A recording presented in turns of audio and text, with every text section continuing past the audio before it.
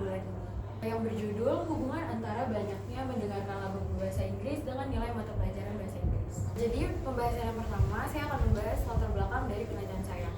Salah satu bahasa yang paling banyak digunakan di seluruh dunia yaitu bahasa Inggris. Bahasa Inggris merupakan bahasa universal yang digunakan semua orang untuk berkomunikasi di seluruh dunia. Bahasa Inggris telah menjadi bahasa asing yang paling banyak dipelajari di dunia menurut Kitao tahun 1999 dan Richards 1986. Dan salah satu cara yang dapat digunakan untuk belajar bahasa Inggris yaitu dengan cara menggunakan lagu. Menurut Jeff tahun 1992, lagu mudah ditemukan di semua tempat karena lagu ada di dalam setiap aspek kehidupan manusia. Claire dan Georgian 1984 mengatakan, dengan beberapa imajinasi, lagu dapat digunakan untuk mengajarkan semua aspek bahasa asing. Lagu dapat menjadi cara yang seru dan menyenangkan dalam persepsi siswa-siswi untuk belajar bahasa Inggris. Selanjutnya, saya akan membahas tujuan dan manfaat dari penelitian saya. Pertama itu ada tujuan. Tujuan yang pertama itu untuk mengetahui apakah siswa-siswi merasa bahwa musik membantu mereka memahami kosakata, tata bahasa, atau pengucapan dalam bahasa Inggris.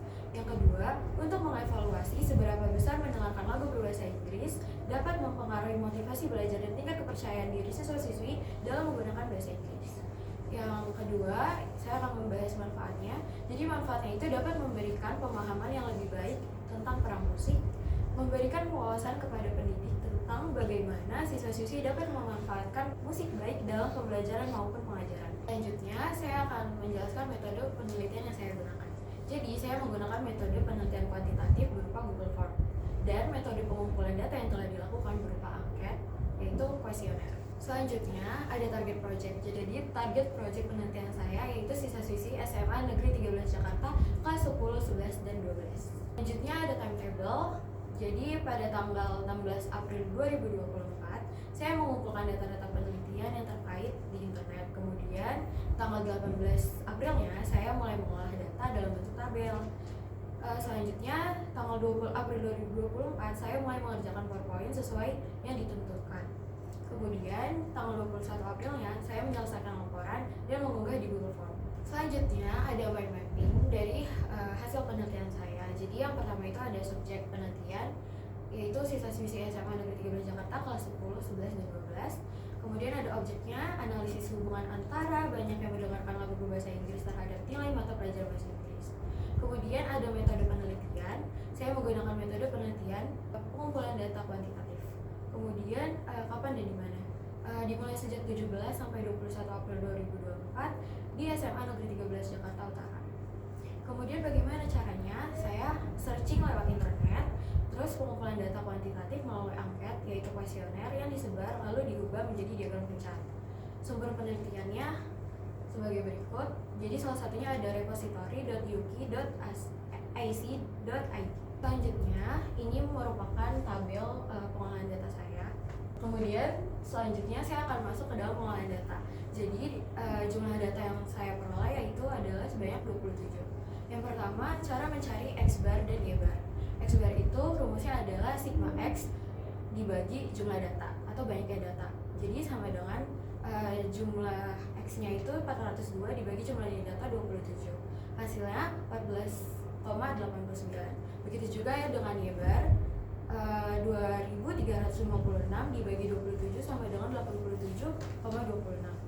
Kemudian berikutnya di sini saya memperoleh sigma X kuadrat sama dengan 9986, sigma Y kuadrat sama dengan 16381, sigma XY sama dengan 36678, sigma Y sama dengan 2356, dan juga sigma X yaitu 402.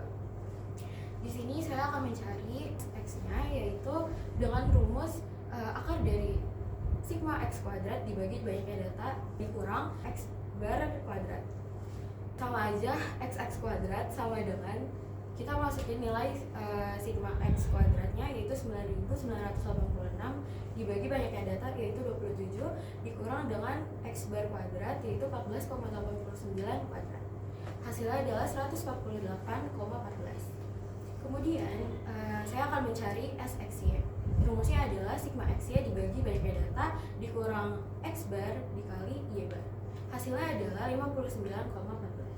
Selanjutnya setelah mendapatkan x kuadrat dan xy, saya akan mencari persamaan garis refleksi, yaitu dengan rumus y topi dikurang y bar sama dengan sxy dibagi sx kuadrat buka kurung x dikurang x bar, yaitu saya dapat persamaannya y topi sama dengan 0,33999 x ditambah 81,306. Selanjutnya di sini merupakan gambar bentuk diagram pencar dari penelitian saya. Kita akan bahas bagaimana cara menganalisis diagram pencar tersebut. Yang pertama, ada koefisien kolerasi. Jadi koefisien kolerasi itu merupakan nilai yang menunjukkan kekuatan serta memberikan informasi mengenai arah hubungan antara dua variabel. Nah, nilai koefisien kolerasi atau simbol R berkisar antara -1 dan 1. Nah, jika nilai R sama dengan 0, maka artinya tidak ada korelasi. Kemudian yang kedua ada koefisien kolerasi persen. Nah, jadi koefisien kolerasi persen ini menunjukkan tingkat hubungan antara variabel independen X dan variabel dependen Y. Dan juga ini cara menganalisis koefisien kolerasi persen, yaitu rumusnya adalah R sama dengan sigma XY dikurang jumlah data X bar Y bar dibagi akar dari sigma X kuadrat dikurang banyaknya data kali X bar kuadrat, terus dikali lagi akar dari sigma Y kuadrat dikurang banyaknya data dikali Y bar kuadrat. Hasilnya adalah 0,058. Kemudian yang ketiga ada koefisien determinasi. Ini tuh digunakan untuk melihat seberapa besar pengaruh variabel independen terhadap variabel dependennya. Nah, koefisien determinasi ini simbolnya adalah R kuadrat. Jadi R kuadrat ini merupakan kuadrat dari koefisien kolerasi. Ini ada nilai koefisien determinasi dan tingkat korelasinya. Jadi kalau misalkan R kuadrat sama dengan 0 berarti itu tidak ada korelasi. Kemudian R kuadrat sama dengan 1 itu berarti tingkat korelasinya sempurna. Selanjutnya ini cara menganalisis koefisien determinasi. Jadi R kuadrat sama dengan hasil 0,058 dikuadratin, yaitu hasilnya adalah 0,003. Kemudian koefisien determinasinya itu rumusnya adalah R kuadrat dikali 100%. Hasilnya adalah 0,058%.